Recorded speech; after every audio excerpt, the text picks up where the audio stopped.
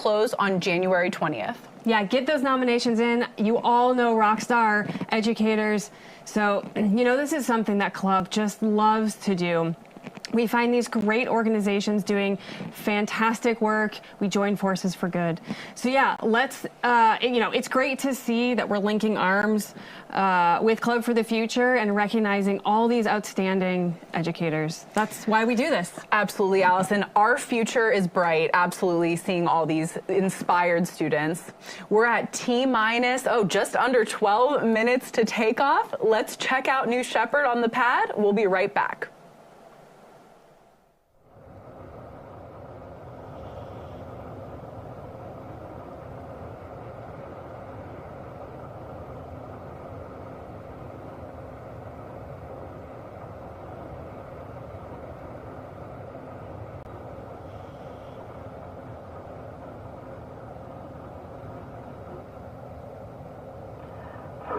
Control, stand by for the flight director.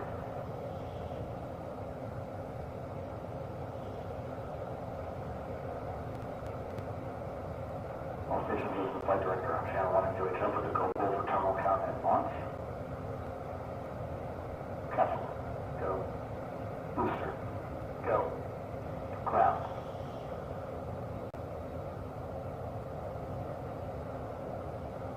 Go. Safety. Go. Capcom. Go. Go. Engine. Engine. Go. Go. Highball goes. The flight director is go. The flight director is New go. Shepard is go for launch. Booster, commence the terminal count. Booster, commence the terminal count. Wilco.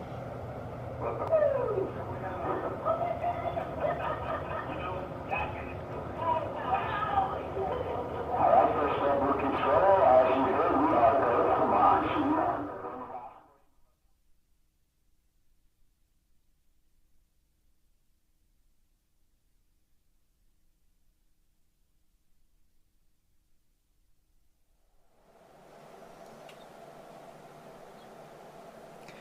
What we all just heard was an amazing go, no go poll to confirm that the NS-28 mission is a go for launch today. We're just under 10 minutes until takeoff. It's getting exciting here. Let's take a moment and talk about the flight and the flight profile of New Shepard. It's what we call a suborbital flight program, and it's a very unique and special flight profile. And Alice, you know a lot about this. Tell us about it. Yeah, the suborbital flight is a fantastic way to experience space since it's so accessible. No longer do you need to spend years training to be a professional astronaut to go to space. Suborbital flight really opens up to everyone. It's a simple parabolic flight, straight up and straight back down flight path that spans about 15 minutes total. So it's very accessible for everyday people and to smaller organizations that want to send experiments with technology at a smaller scale than, let's say, sending things to the International Space Station. You know, those researchers can get their results back that same day they launch them to space. It's so cool to be able to hand those payloads back hours after they went to space. It is, and one of the missions that Alice and I got to be together in West Texas was a research flight, and just the joy of those researchers getting their experiments back minutes later was, I'll remember that forever. The New Shepard rocket has a vertical takeoff, vertical landing architecture. It contrasts with New Glenn, which will launch very soon from our Cape Canaveral site. New Glenn is our orbital rocket that will deliver just about anything to low Earth orbit, to lunar orbit, and even deeper into the solar system. Together, these launch systems, New Shepard and New Glenn, cover the gamut of needs for all kinds of space customers. So let's dive in a little deeper on that New Shepard suborbital flight profile. 7, 6. New Shepard's mission begins when the countdown clock reaches 0. 2, 1, 0. At this point, the engine will start and the rocket will lift off of the pad.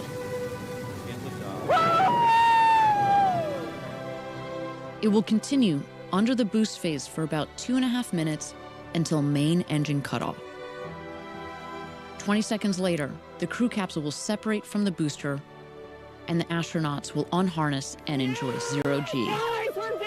The crew capsule will continue past the Kármán line to an ultimate apogee of 350,000 feet, or 100 kilometers. The booster will autonomously land on the landing pad, ready to be prepped for its next flight. Around 3.5 minutes after separation, the crew capsule will begin to re-enter Earth's atmosphere. Parachutes will deploy around an altitude of 7,000 feet or 2,100 meters, providing a nice, slow descent back to Earth.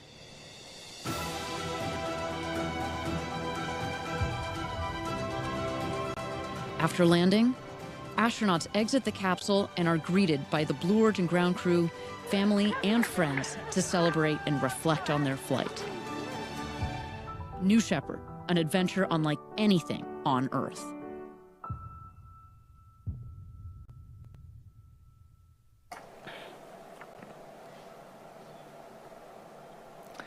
All right. We are T-minus 6 minutes and 30 seconds until launch. And as the mission team works toward liftoff here shortly, let's chat more about one of our very special astronauts, Emily Calandrelli, known by her millions of followers as the Space Gal.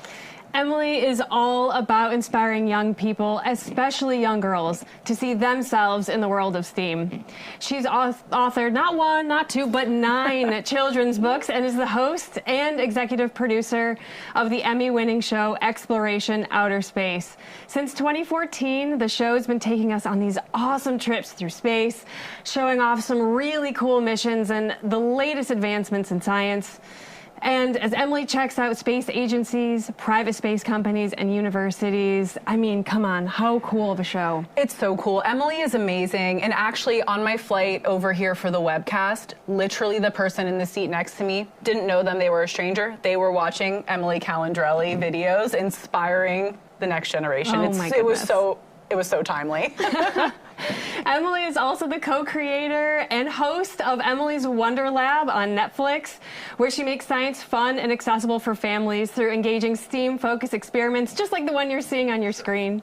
Most recently, Emily's launched a new YouTube series, Emily's Science Lab. In this show, she continues her mission of making science hands-on, fun, accessible, teaching families how to conduct all these popular experiments from her books right at home. It's so impressive. I know all my cousins also love Emily Calandrelli. It's amazing. But wait, Jackie, there's more. There's more. Yes. Emily has also worked on campaigns to improve TSA's treatment of breastfeeding mothers and to enhance parental leave in the space industry. I mean, Emily Calandrelli, you are a force for STEM education. She really is a superhero, Alice. Emily has done so much for our younger generation, and we're honored to have her aboard New Shepard today. I think she's someone who definitely needs to be an astronaut. That's an understatement. Yeah, it's definitely time. Emily, thank you for all that you do, for all of those young children that you inspire. We hope that you have the most magical experience today in space. Soak it all in. We're rooting for you. Yeah, and Emily talks a lot about where she's from in West Virginia, and also being from that region. It's amazing that she's bringing space to, areas of the country too, where maybe they weren't as familiar. And it's so inspirational, everything that she's doing. We are getting close here, Alice. We're at about T-minus 3 minutes and almost 30 seconds. Let's take a moment and toss it over to New Shepard, get some of those views. As we get a little closer, inching towards our liftoff time, we'll be right back.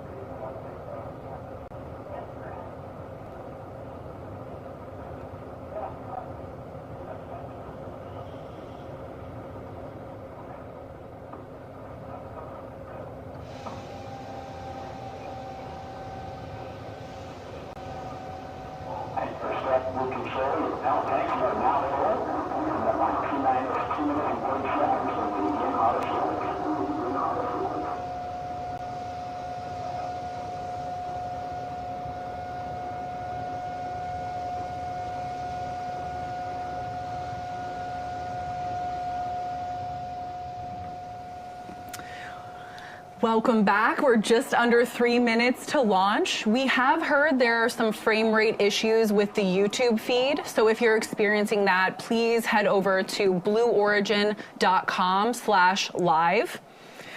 As New Shepard awaits liftoff here, just T-minus 2 minutes, we'll go through a series of final vehicle checks. Let's await those checks and listen in. These are some of the really, unique design elements of the New Shepard vehicle. Yeah, you'll see there on your screen that gantry way is retracting from the crew capsule. That is what the astronauts walk across to get into the crew capsule this morning, and it retracting is a great sign. This is all nominal. Soon we will see some additional checks.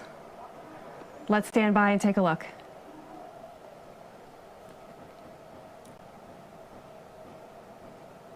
It looks like an absolutely beautiful day in West Texas. Here we go with the aft fin checks. Those fins are at the base of the rocket. They help to steer the vehicle upon ascent and descent. Them wiggling here is totally normal. We do this final check just a minute before launch.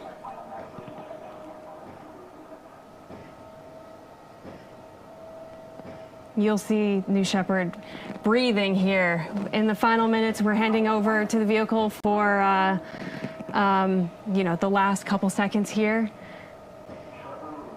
We'll see the engine nozzle gimbaling, perhaps. This is also a very nominal check. Make sure that we can maneuver the rocket up and down today. We're also keeping an eye on pressures and temperatures in that propellant tank. We need both of those in the green zone today for launch. We're at T-minus 30 seconds. Let's hand it off to Mission Control and launch this rocket. Tap off, temp low. Looking to proceed. Is this thermal?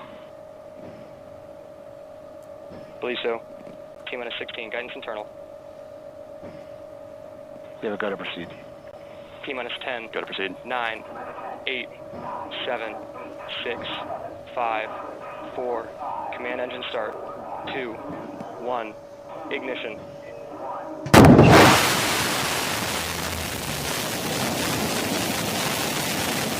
Liftoff.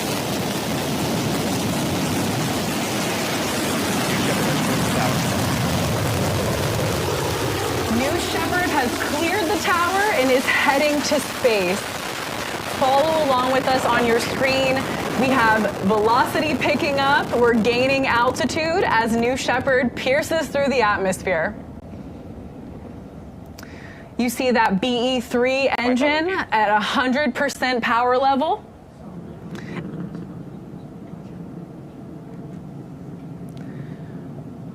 Feet. New Shepard is approaching max Q here soon, where the aerodynamic stress on that vehicle is at its max.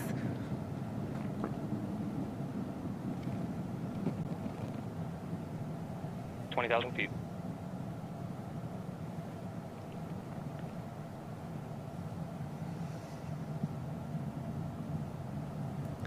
New Shepard has passed max Q. BE-3 is pushing back up to 100% as the atmosphere gets thinner and higher. 40,000 feet. Yeah, right now the astronauts are experiencing increasing Gs. This is going to increase from 1 to 3 Gs here. That's 3 times your weight pushing you down into that seat as you launch to space. Quite a ride.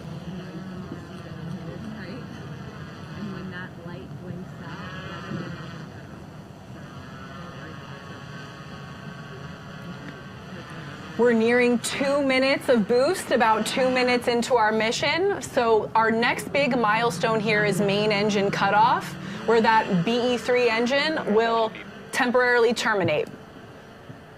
2 minutes negative MDF.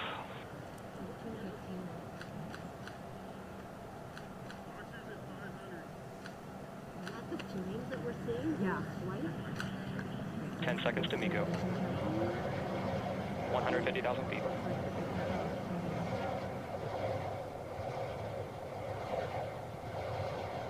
MECO. There it is, that MECO, or main engine cutoff. Our vehicle is now coasting at 2,000 miles per hour. Coming up here soon, we'll have the separation of the crew capsule from the booster. And what do we have there, Alice? On the bottom of our screen, we have our 0G indicator. 250,000 feet.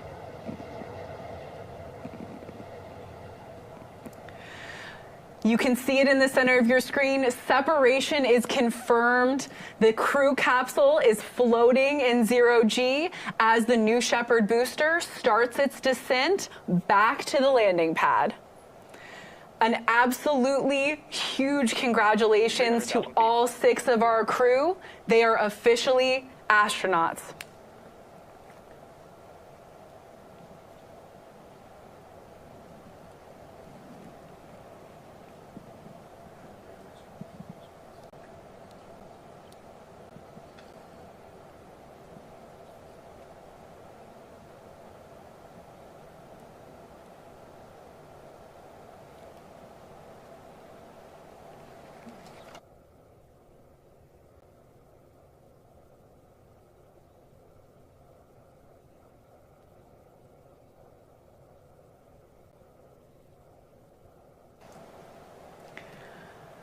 Wow, I cannot imagine what our 6 astronauts are experiencing. They're seeing the curvature of the Earth from space, maybe doing a backflip or 2. You know, I can't confirm that right now, but that maybe is what I would be doing.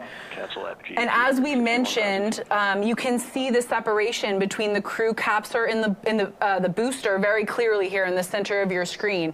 So you can see this booster altitude is dropping rapidly, right? And the velocity is picking up as that New Shepard booster heads back to the West Texas desert. Yeah, I can imagine the astronauts are unbuckled from their seats right now, looking out those huge windows, enjoying a moment, taking some pictures together. The crew usually has something choreographed before the flight, so they know what they're doing up there. And I'm sure it's just a phenomenal moment they're all having together.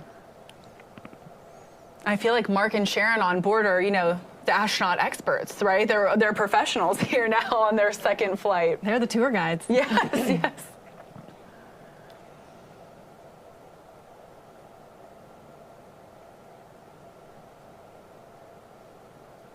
We can really see that booster coming back down now. We're at just around 260,000 feet for that booster. Yeah, and Alice, that booster lands about 2 miles north of where it took off from on our landing pad. At about 5.5 minutes here into the mission, the booster screaming back down to Earth and our astronauts enjoying 0G. So far today, we're seeing a perfectly nominal flight.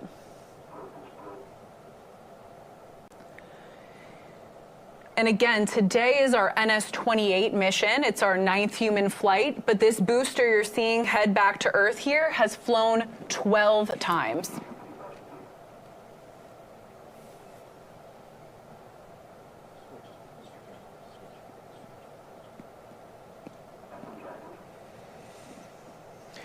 You see that booster altitude is at about 80,000 feet. Those wedge fins, the steering fins, the ring fin, those unique design elements that we discussed earlier in the show are working together to guide the booster down to the landing pad.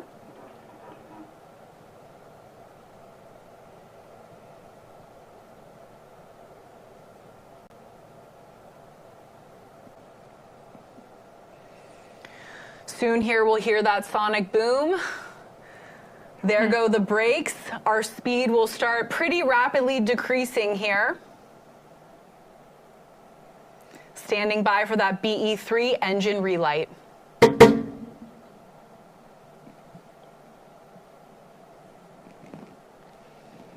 Just a gorgeous view. There's the BE3 engine relight.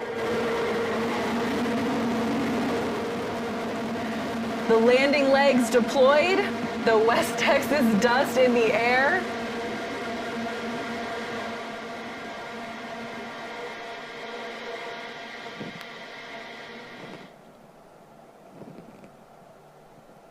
And touchdown. What an incredible sight to see. Let's let this dust clear and we'll see. There it is. The new Shepard booster standing tall on the landing pad. Again, love the sight of that West Texas dust. It clears and it's like almost it's a magic trick. It's like, here's the booster. Yeah, the booster return is truly one of our proudest moments at Blue, because it really does show the incredible engineering and all the hard work that's gone into bringing a rocket safely home from space. And that rocket is ready to be reused. Again, you know, like you said, Alice, the booster touchdown is, of course, one of the proudest moments. It's, you know, an amazing feat of engineering, but our show and our mission are not over. As we mentioned before, you know, the shape of that crew capsule causes it to descend significantly slower, of course, than the booster here. So our astronauts at this point are buckled into their seats. They're headed back down, and we'll check in with them shortly.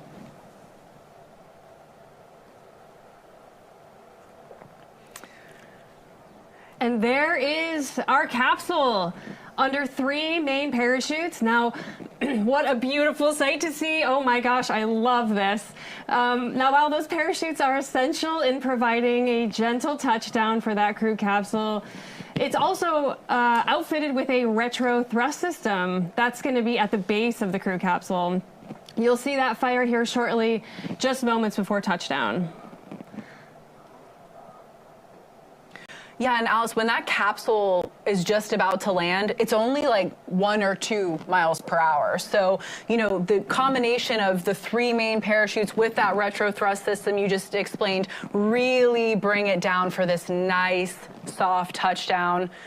And at this point, right, our astronauts, they had, you know, time and space. They flew on a rocket, and now they're coasting back to Earth, back to that West Texas desert, to their awaiting friends and family here shortly. Yeah, they're probably just starting to take some deep breaths here. Yes. We can see the beautiful view here of the capsule descending with the mountains in the background. We're just a few hundred feet from touchdown. What a beautiful flight today.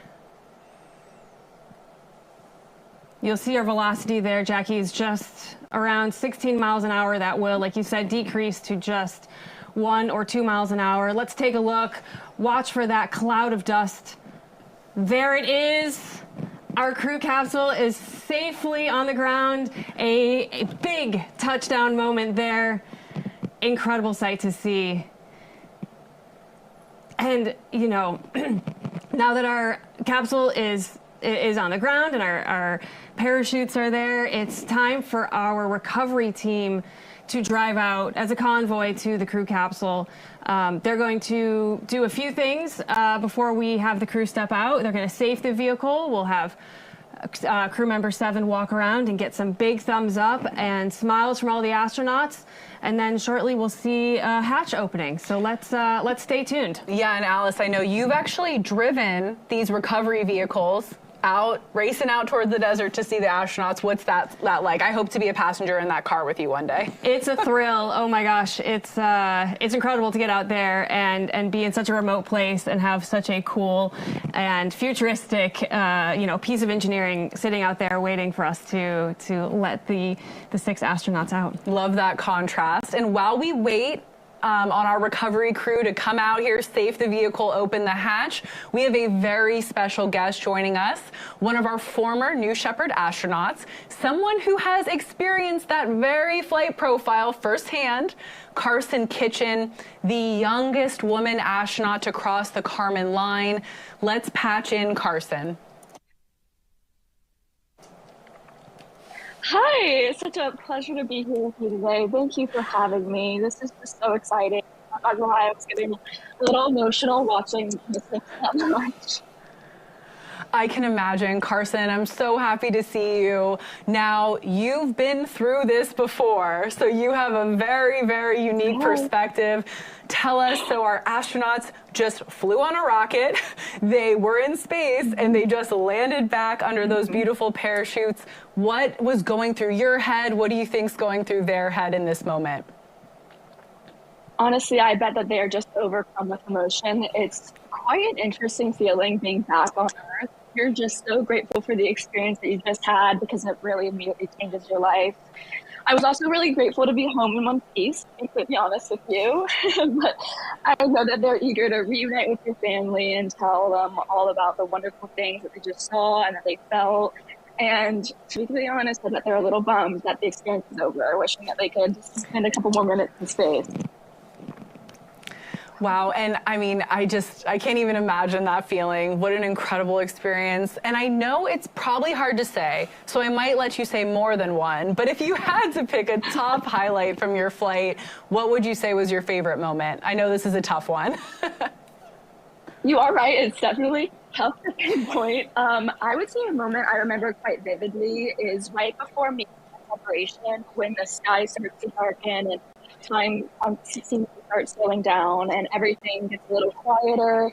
That's when the whole experience became very real and very visceral for me, realizing that, okay, I'm actually going to space right now, that this is a process of happening and that this incredible dream of mine was coming true.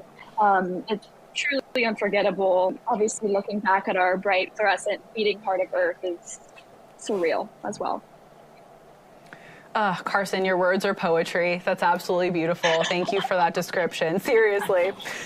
Now, tell us a little bit about the training experience, right? So how long are you in West Texas? How ready did you feel for your flight? Tell us a little bit about that. So you spend about 5 days in the astronaut village, but you spend about 2 of those days training with the crew member 7 and the rest of the astronauts. The training, they're very long days, but they're incredibly rewarding.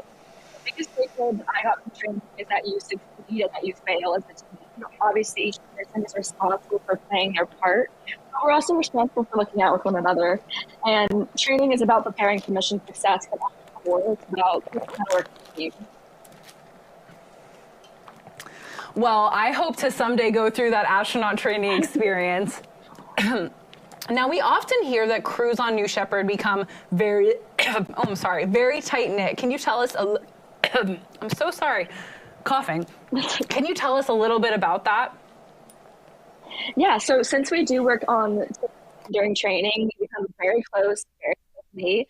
We all have this shared bond of wanting to go to space, so we can kind of skip past the small talk and dive deep into our own personal lives kind of quickly. And going to space is such a deeply personal and unique experience, but sharing it with your crew creates this almost indescribable bond. The rarity of such a journey, and witnessing firsthand how vulnerable it is for each of us, transforms each of us, kind of forges this unbreakable connection, almost like family. So my crew and I, we still stay in touch. We share updates on all the exciting things that happen in our lives, and I'm sure that we'll play an important role in each other's lives for quite a long time. Well, Carson, I have a very important question for you because I can't imagine what it's like. What was it like going to space, being the youngest woman ever to cross the Kármán line, and then you had to go back to school? Can you tell us what that was like? Okay, so going back to school was definitely a transition. I remember taking a test after going to space and being like, this is so stupid. I cannot believe I'm not taking a test. But it's been really exciting, actually, to be able to share this experience with members of my community. You know, going to space really changes your perspective on life and how lucky you are to be alive. And so while I do get sometimes annoyed or bored with the mundane school life, I'm still very grateful to be able to educate myself and to surround myself with an incredible community and to represent not only the greatest public school in the nation, UNC, but also the future of space explorers. And now you told me a little bit about how you started a club at school, and I know you've mentioned your exciting nonprofit. Can you tell us about that? It's so special that you're giving back to inspiring this next generation, especially young girls. Absolutely. So I founded and I currently serve as the president of the Carolina Astronomy Association, which I'm proud to say is the only astronomy club here at UNC. And so we're a purely interest-based club, so there's no required background knowledge of astronomy or physics needed. We try to make learning about space and astronomy very immersive and very fun, because I've learned that if you do put a prerequisite of knowledge, people can be very reluctant to join, and it can be very intimidating for them. So we do a lot of fun activities, and it's great to be able to share my experience with all of the members about what going to space was like, what the training was like. But I did also found an organization called Orbital. It aims to inspire and motivate young women to pursue opportunities in the space industry. And so we also provide resources for young women to find unique pathways into the industry. The core mission is to highlight all the unique, incredible ways that contribute to the field and to provide outreach to demystify the process of it. Well, thank you again. Truly, the impact that you're having back on Earth after this monumental experience in your life, like, it's just so special. So thank you for everything you're doing. And you have one other very special little treat about this space flight. You and your dad, Jim, both flew on New Shepard. So what is it like, this father-daughter astronaut duo? Like, I imagine, like you said, you're probably the coolest family in the neighborhood. Tell me about that. So it is a very special connection. You know, it's one thing to talk to an astronaut about their experience, but it's a completely another thing to talk to my father, someone who is so close in my life, and to be able to reflect back on our experiences together, because we do have this once in a lifetime bond, and it allows us to kind of walk through this new life together and to discuss how going to space changed each of us on such a personal and intimate level. And, you know, I was able to see my father, someone who is a role model in my life, go to space and see firsthand how that changed him. And now that I've gone to space, he's able to see how it's changed me, and he's seen me flourish as this new person. So it's kind of an ineffable connection, honestly. But I'm sure that Marc and Sharon also understand that connection. But needless to say, we're definitely going to have a very interesting Thanksgiving this year. An interesting Thanksgiving indeed. Well, Carson, thank you so much. It was so great to talk to you. Thank you for sharing these unique experiences, and we're so proud of everything you're doing. So thank you. Thank you, Jackie. I hope you too have a great day. Thank you.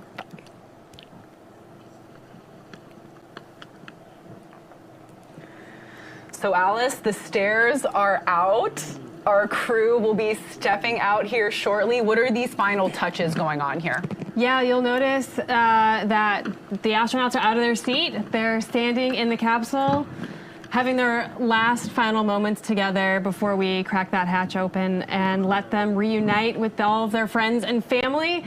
What you're not seeing behind the camera are all of those friends and families lined up, waiting to give hugs and kisses and maybe a few tears to their loved ones. Right there, you'll see CM7, crew member 7, Sarah Knight, making sure the stairs don't wiggle too much.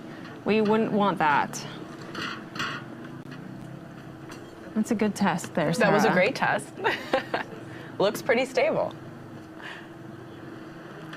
You'll notice workings in the background. We work to safe our parachutes. Those parachutes are reused after each flight.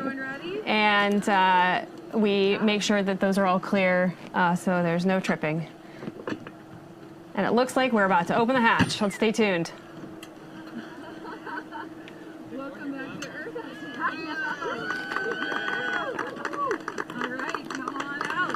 Some thunderous applause is always a good sign.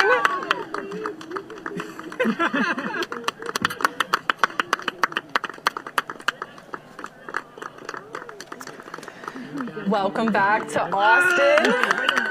Welcome back again to Marc. Oh,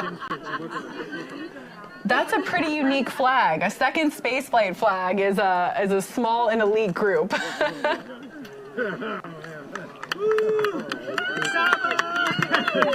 Oh, and welcome back again to Sharon, carrying a stuffed dog after her dog Saba.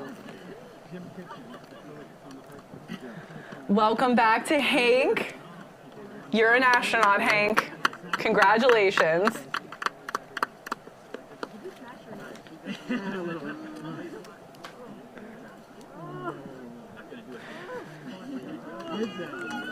Welcome back to JD, astronaut JD Russell.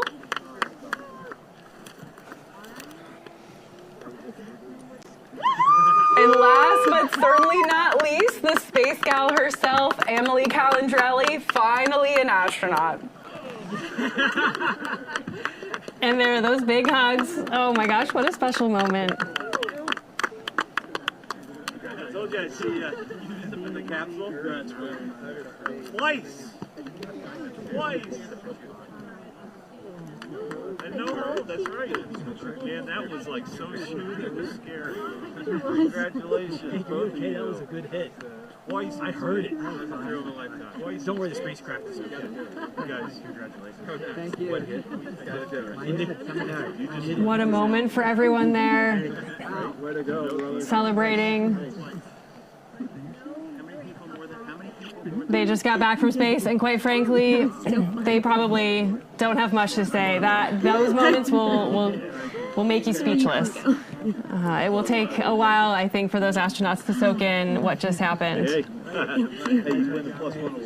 And I think one really special thing we heard about all these astronauts is that they are so philanthropic. They inspire the next generation, and I'm sure that this experience they're going to give back and share. I was like counting down to Miko. I was like, let us get to Miko. Let us get to Miko. Come on, come on, come on, come on, come on. When we got to Miko, I was like, boom, I'm not scared anymore. That kick in your pants from separation is wild. It is wild. I had to tell my brain, like, this is normal. This is expected. It's supposed to be a kick in the pants. Oh my gosh. And we got to weightlessness. I immediately turned upside down and looked at the planet, and then there was so much blackness. There was so much space. I didn't expect to see so much space. And I kept saying, like, that's our planet. That's our planet. It was the same feeling I got when my kids were born. And I was like, that's my baby. That's my baby. And I, like, had that same feeling where I'm, like, seeing it for the first time. It was beautiful. It was beautiful. That's incredible. Yeah. Oh my God. Thank you. Yes. Thank you. We did it. We did it. We did it. We did it. We did it. We did it. We did it. We did it. We did it.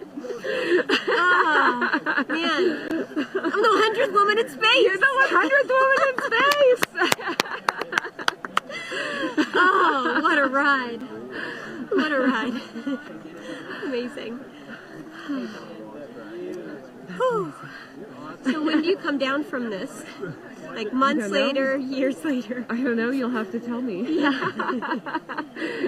Oh, wow. That is crazy.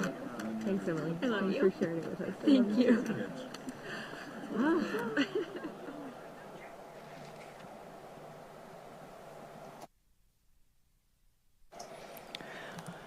Well, if that doesn't inspire you, I don't know what will. That raw, emotional, incredible, experience that Emily just shared. So touching. Beyond Let's tune anything in. I expected before, and it's perspective that adds to the mission that I'm on to combat hate and anti-Semitism, and seeing the world from up that high where you don't see the borders, you don't see the divisions, you don't see all of the lines that divide us, where we hate each other. We're all one people. We're on this very fragile, small planet. It's amazing. You can see the Pacific. You can see the Gulf of Mexico. It's like just incredible. Happy for you. I'm so grateful to you, Sarah, for all of the training that you provided, and it almost worked perfectly. I didn't quite get my crotch belt enough on the way down, but Phil, thank you. Honored to have I don't you. know. It'll take me a while to process this. I thought about my kids and my whole family. I was trying to deliver a message in the middle of space, and there's just so much going on in my head. But We're so proud. I can't wait to go again. Yeah, there you go. There you go. Follow the Hagles. Yeah. She's coming with me next time. We're gonna do the Hagle thing. There we go. You gotta take. Somebody's gotta take it up with the Hagles. They may want to go a third Carry time. on the tradition. Hank's words about, seeing that we're all in this together. It's one Earth, we're all on together. That view from space, that overview effect, hearing Hank's, again, these emotional, these raw reactions is so special. Yeah, it's getting me emotional, quite frankly.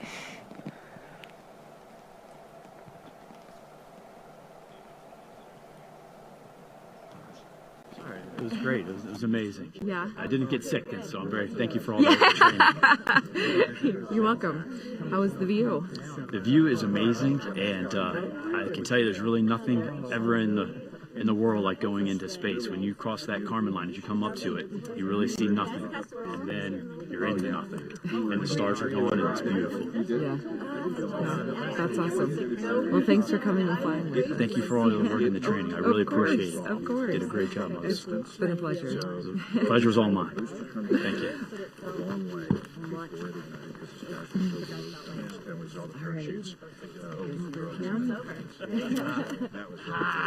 Hi, friends.